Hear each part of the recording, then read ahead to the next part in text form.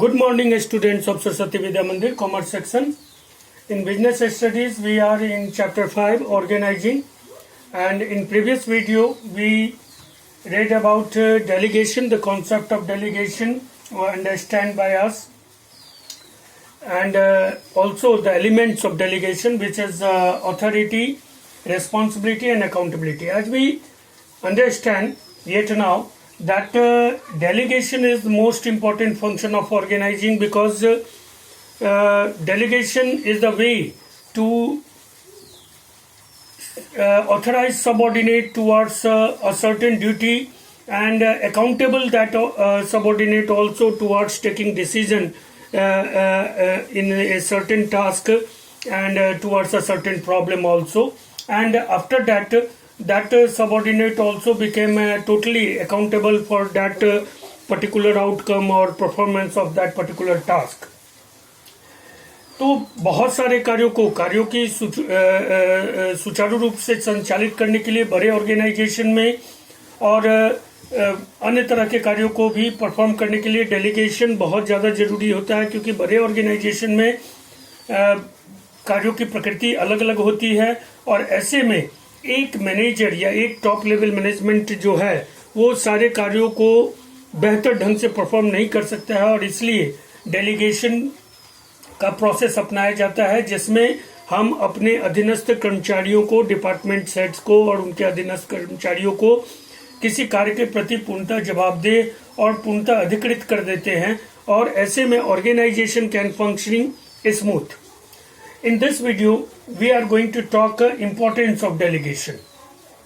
तो what is the delegation, ये हम लोग समझ चुके हैं, लेकिन what is the importance of delegation? Delegation केवल ऐसा नहीं है कि और बड़े ऑर्गेनाइजेशन को कार्यों को सुचारू रूप से करने के लिए जरूरी होता है, या बड़े ऑर्गेनाइजेशन में बहुत तरह के कार्य जो टॉप लेवल मैनेजमेंट है उनके कार्यभार को कम करने के लिए और उन्हें ऑर्गेनाइजेशन के फ्यूचर के डेवलपमेंट के लिए और भी बहुत महत्वपूर्ण कार्य करने के लिए उनको टाइम देना है, और इसलिए बहुत सारे कार्यों का भार उन पर से हटा करके सबऑर्डिनेट्स को दे दिया जाता है, डिपार्टमेंट हेड्स को दे दिया जाता है, and they are fully authorised and accountable and responsible for that particular work. बल्कि इससे और भी ज्यादा महत्वपूर्ण, the more importance of delegation, apart from the smooth functioning of organization, that it also brings some other quality among employees. The delegation not only motivate employees, but also it prepare a new generation of managers in futures. So delegation is most important, and with delegation a employee also gain confidence towards a certain work. When our principal were believe in ourselves and believes in me, and principal assigned some duty to me, then I also motivate towards that particular work, and I also willing to perform that work efficiently and in an effective way. So delegation is also a tool for overall development of employee. Employ के overall development के लिए भी delegation जरूरी है. दूसरी तरफ ये organisation के कार्यों को बहुत ज़्यादा सुचारू रूप से और उसमें तेजी आती है, वर्किंग जो प्रोसेस है उसमें तेजी आती है, तो डेलीगेशन हर तरह से महत्वपूर्ण है. Now we see it in various points. That the first important point of delegation, that is effective management. When all department heads were delegate by their heads towards a certain duty and towards a certain work, then every department heads were fully accountable and responsible for that particular duty. In that way, they perform effectively and efficiently towards that work, and with when all departments heads and their subordinates work in a efficient way with fully delegation and fully authorized way, then the overall management of organization became more effective, and that is the most important of effective importance of delegation, that it make management more effective. जैसा कि हम लोग देखे अपने school में, हमने example दिया था कि our school is an example of functional structure, functional organization, because we adopt the functional structure, because in our school there is one product that is serving education to childs, but there are lot of function which is performed within school, and the similar function were gathered and grouped in a department, and जैसे वंदना विभाग है, शिक्षण विभाग है, परीक्षा विभाग है, and when all departments were authorized by principal to do better in a better way and authorized, they also take making decision at a certain problem, at a certain point of work. तो ऐसे में जब सभी department effective way में काम करते हैं, fully organised वे में और डेलीगेटेड वे में काम करते हैं, वो डिसीजन ले सकते हैं, तो पूरा का पूरा मैनेजमेंट बहुत इफेक्टिव दिखता है. दूसरा है एम्प्लॉय डेवलपमेंट. देखिए, ऑर्गेनाइजेशन में प्रत्येक कामगार जो होते हैं उनको डेलीगेशन से हम क्या करते हैं, एक तो उनमें कॉन्फिडेंस भरते हैं कि नहीं आप कर सकते हो, और विश्वास जताते हैं, फेथ जताते हैं उनमें, और उनको उनमें कॉन्फिडेंस देते हैं. तो इससे क्या होता है, दूसरी बात है कि क्रिटिकल सिचुएशन में those subordinates can take decision. तो इसमें उनकी परीक्षा भी होती है कि वो कैसा डिसीजन लेते हैं, किस तरह के डिसीजन लेते हैं. दूसरी बात कि जब उनको हम ऑथराइज करते हैं तो उनको लगता है कि पूरा ऑर्गेनाइजेशन हमें ये बिलीव कर रहा है कि हम ये काम कर सकते हैं. तो इस मोटिवेशन से, इस विश्वास से और इस निर्णय क्षमता जो उनमें आती है इस डेलीगेशन से, इससे उनका ओवरऑल डेवलपमेंट होता है. तो डेलीगेशन का सेकेंड इम्पोर्टेंस ये है कि it develop the employee through delegation there is development of employee in various ways.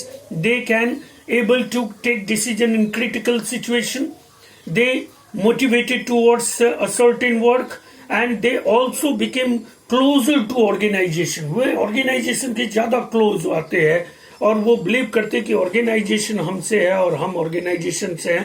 that यानी a complementary concept or complementary feeling within employees were emerged after delegation.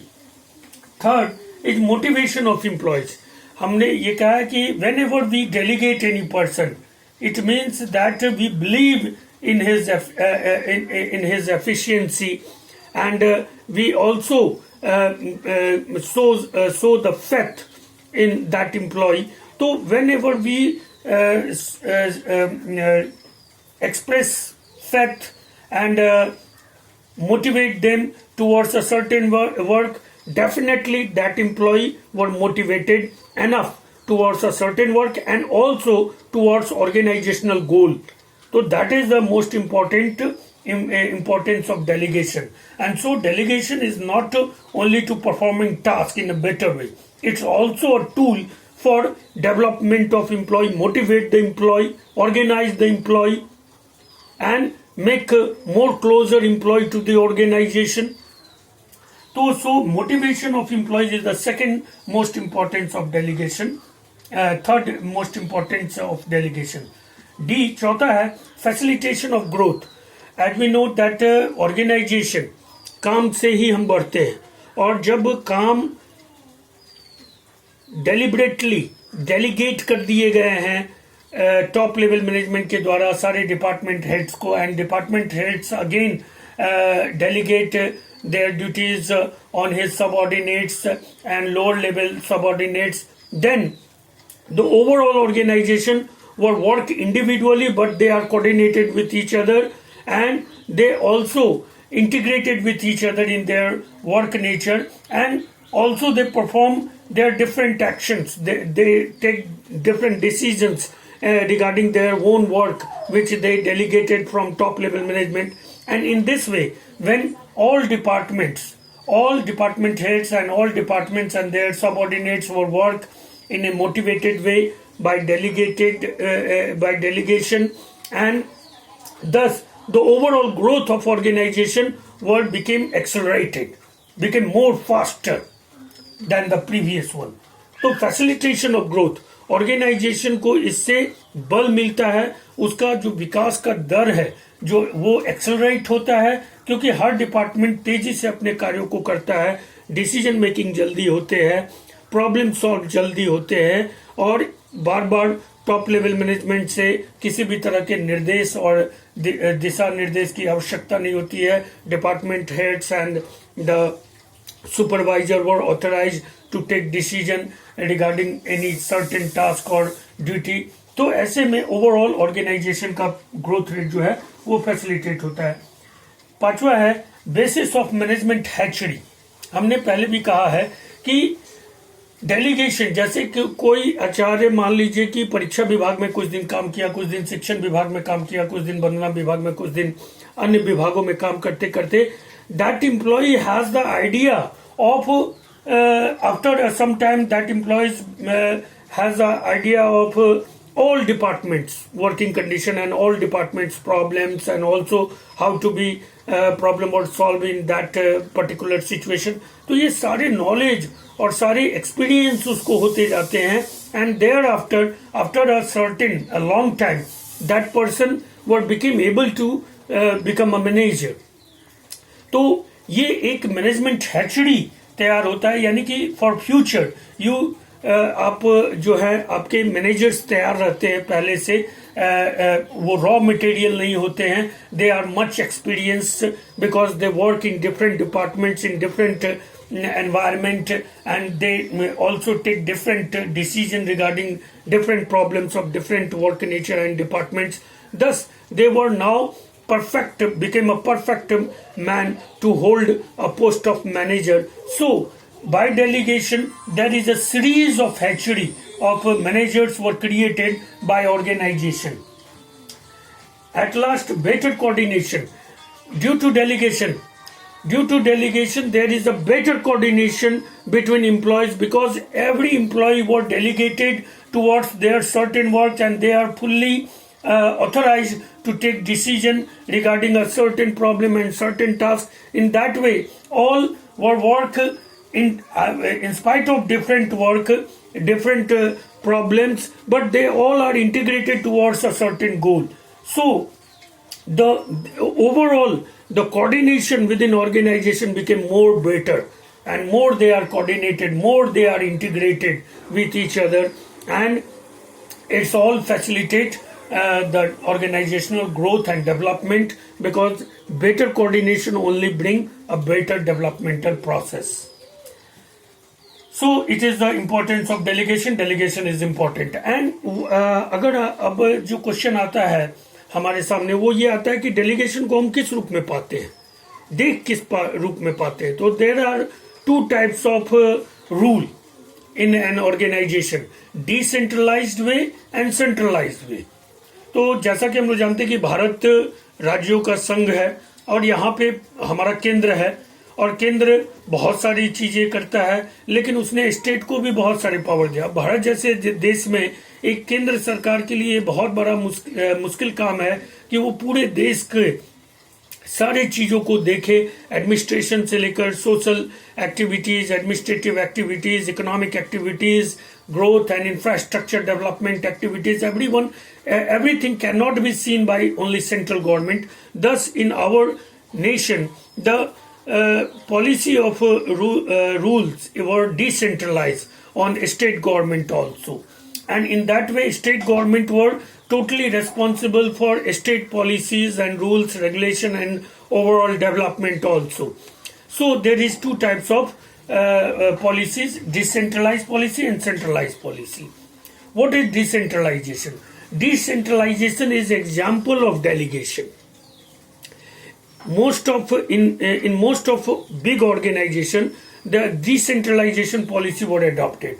Decentralization policies is simple that in big organization the whole organization were divided into several parts, several zones, and then after every department heads were fully authorized and accountable and responsible towards that department performance and that department work. Everything they are responsible. In that way, the overall organization, the process of overall organization became smooth, and also the working condition and work were going to be accelerate. तो decentralisation बड़े organisation के लिए आवश्यक भी है, और ये बड़े ऑर्गेनाइजेशन को गति भी प्रदान करता है और कार्यों को भी सुचारू रूप से चलाता है. और इसलिए decentralisation is an example of delegation, and whether there is decentralisation there must be delegation. तो डेलीगेशन एंड डिसेंट्रलाइजेशन ये एक ही सिक्के के दो पहलू हैं. Delegation is a process and that process were adopted in a decentralized organization. ठीक है, डिसेंट्रलाइज ऑर्गेनाइजेशन जो है वो बड़े ऑर्गेनाइजेशन की एक आवश्यकता है कि वहां पे डिसेंट्रलाइज वे में ही काम करके हम ऑर्गेनाइजेशन के कार्यों को गति प्रदान कर सकते हैं, उनको तेज कर सकते हैं. What is decentralisation? Decentralisation of authority means systematic dispersal of authority among all departments and at all levels of management for taking decision and action appropriate at the respective levels. यानी डिसेंट्रलाइजेशन जो है वो decentralisation एक process है जो कि adopt किया जाता है किसी भी बड़े ऑर्गेनाइजेशन में, और इसमें हम करते क्या है कि अथॉरिटी को डिसेंट्रलाइज करते हैं. अथॉरिटी यानी एक प्रिंसिपल के पास अथॉरिटी है, और ये अथॉरिटी जो है प्रिंसिपल डिफरेंट डिपार्टमेंट्स को दे देते हैं. ठीक है, मान लीजिए वंदना विभाग, शिक्षण विभाग, एग्जाम डिपार्टमेंट, ये सबको वो डिसेंट्रलाइज कर देते हैं, अथॉरिटी को डिसेंट्रलाइज करते हैं. एक्चुअली वो अथॉरिटी को डिसेंट्रलाइज करते हैं डिफरेंट डिपार्टमेंट्स. और सिस्टमेटिक डिस्पर्सल ऑफ अथॉरिटी, और अथॉरिटी को सिस्टमेटिक डिफरेंट डिपार्टमेंट्स में डिस्पर्सल करके among all departments and at all level of management के जितने भी स्तर है, टॉप लेवल, मिडिल लेवल और लोअर लेवल. लोअर लेवल पे जैसे हमने सुपरवाइजर को ऑथराइज कर दिया कर्मचारियों से काम करवाने के लिए, उनसे बात करने के लिए, उनकी समस्याओं को समाधान करने के लिए. सब डिपार्टमेंट हेड्स को, सुपरवाइजर को कंट्रोल करने के लिए, उनको ऑथराइज करने के लिए हमने डेप्यूट कर दिया.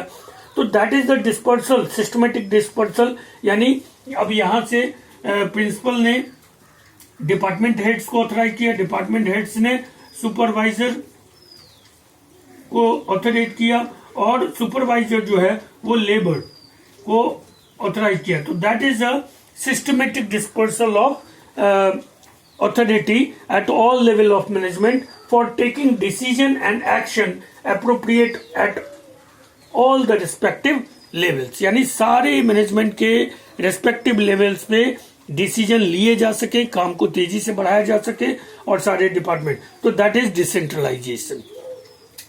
सेंट्रलाइज ऑर्गेनाइजेशन क्या होते हैं? Centralise organisation they are those organisation in which decision making authority is retained by top level management only. अब सेंट्रलाइज ऑर्गेनाइजेशन कैसे है? जैसे हमारे फैमिली में, या तो हमारे यहाँ दो तरह के फैमिली होते हैं, या तो पितृसत्तात्मक फैमिली होता है या मातृसत्तात्मक फैमिली होती है. कहीं पर माँ जो है वो परिवार से संबंधित सारे डिसीजन लेती है, कहीं पिताजी लेते हैं. तो वो छोटा परिवार है, और छोटे स्तर पर परिवार भी एक ऑर्गेनाइजेशन है, हम लोग जैसा जानते हैं. तो वहां पर वो सेंट्रलाइज ऑर्गेनाइजेशन. छोटा सा कोई दुकान है, कोई फैक्ट्री है, वहां पे मैनेजर ही सब कुछ है, वही लेबर है, वही सब कुछ है, या तो वहां पे वो सेंट्रलाइज कर सकता है. तो छोटे ऑर्गेनाइजेशन में जब सारे डिसीजन मेकिंग के जो राइट्स हैं, पावर्स हैं, जब वो रिटेन किए जाते हैं टॉप लेवल मैनेजमेंट के द्वारा केवल, तो ऐसे ऑर्गेनाइजेशन को हम सेंट्रलाइज ऑर्गेनाइजेशन कहते हैं. ठीक है, जैसे नेपाल अगर देश है तो वहां पे राजा जो है या ब्रिटेन में वो सेंट्रलाइज है, वहां पर वो सब डिसीजन वही लेते हैं. वहां पे कोई भी state government were not liable to take decision regarding any certain problem और प्रोसेस. डिसेंट्रलाइज ऑर्गेनाइजेशन क्या होते हैं? Decentralise organisation they are those organisation in which authority is delegated throughout the management HRD up to the lowest level, facilitating quick decision making. और decentralise organisation होते हैं जिसमें ऊपर से नीचे तक हम अथॉरिटी को डिस्ट्रीब्यूट कर देते हैं at every level of management for quicker decision and for fast activities. तो ये डिसेंट्रलाइज इकोनॉमी का डिसेंट्रलाइज ऑर्गेनाइजेशन का मोस्ट डेफिनेशन है कि decentralise organisation refers that type of organization in which authority is delegated throughout the management HRD up to the lowest level, माने top level से lowest level तक इसको authority को हम डिस्ट्रीब्यूट करते हैं, जो कि फैसिलिटेटिंग करता है क्विक डिसीजन मेकिंग को, और इससे ओवरऑल ऑर्गेनाइजेशन को बेनिफिट होता है। तो decentralisation and centralisation. Centralisation means totally absence of delegation. Decentralization means total based upon delegation. तो delegation decentralization में ही हमको दिखने को मिलता है। Whether there is decentralization, there must be delegation. So now students, I can hope that you all understand this delegation topic, importance of delegation, also the concept of delegation, elements of delegation, importance of delegation, and also known about decentralization and centralization. Decentralization is example of delegation, and centralization is all about totally absence of delegation. So delegation is a proper or common activities or common process which is adopted by big organization for smoothing their function. You all make your notes in your homework notebook and also remember these points for board examination point of view, because this is a very important topic of organizing, and organizing is a big chapter, and several years there are questions were asked from this chapter. So you all have to be note it in your homework notebook and also remember. ठीक है, okay, till then bye, take care, stay home, safe home.